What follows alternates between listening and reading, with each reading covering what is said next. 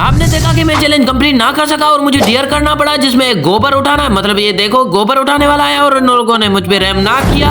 मुझे पता था कि ये क्रेजी चैलेंज को कंप्लीट ना कर सकेंगे। इसको मैंने कहा था कि किसी आदमी से जाके कुछ चीज एक्सचेंज करवाओ, तो ये शॉप वाले के पास चला गया, उससे लड़ रहा था। ये मैंने कहा ये चीज नहीं चलेगी और किसी और के पास जाओ। यहाँ पे एक भाई काठियां उठा के जा रहा था, मतलब लकड़ियां उठा के जा रहा था और इसने उसके साथ ये डीलिंग की, लेकिन वो भी भाई इसका सुन ही नहीं रहा था, एक भी नहीं सुन रहा था उसकी।